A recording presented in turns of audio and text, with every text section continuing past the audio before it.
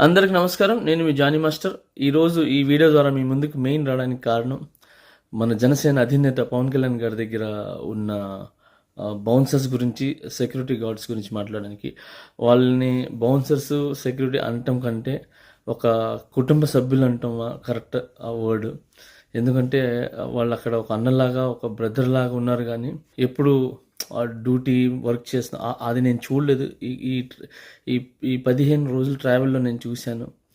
So ఒక్కొక్కరు అసలు ఎలా ఆయన్ని ఎంత జాగ్రత్తగా చూసుకుంటున్నారో నాకు వాళ్ళని చూస్తుంటేనే చాలా చాలా బాధేసింది, చాలా ఇదేసింది. ఎందుకంటే ఎండ లేదు, వాన లేదు, రాత్రి లేదు, పగలు లేదు, అంతమంది జనం తొక్కిసలాట. సో ఇంత ఇంత దాంట్లో కూడా వాళ్ళు అందరు కలిసి కళ్యాణాన్ని చూసుకునే విధానం అసలు కంటి కనురపు లాగా చూసుకున్నారు. సో అందుకే ఈ వీడియో ద్వారా వాళ్ళందరికీ నేను పేరు పేరు పేరు పేరున్న ధన్యవాదాలు తెలుపుకోవడానికి వచ్చాను.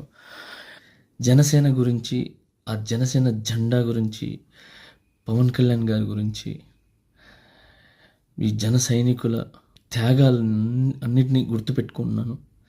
మీ మీద కేసులు వేసినా భరించారు, మిమ్మల్ని కొట్టినా భరించారు, మిమ్మల్ని బాధించినా భరించారు, మానసికంగా మిమ్మల్ని ఇబ్బంది పెట్టినా భరించి జనసేన జెండాని పడిపోకుండా పట్టుకున్న ప్రతి ఒక్కరికి నా ధన్యవాదాలండి. పవన్ కళ్యాణ్ గారు గెలుస్తున్నారు.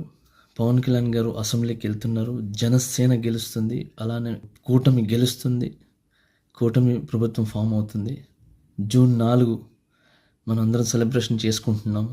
ఈ 10 సంవత్సరాల్లో మనకు అధికారం ఉన్నా, అధికారం లేకపోయినా కళ్యాణాన్ని నమ్ముకొని, జనసేన జెండాని, జనసేన నమ్ముకొని, జనసేన సిద్ధాంతాన్ని నమ్ముకొని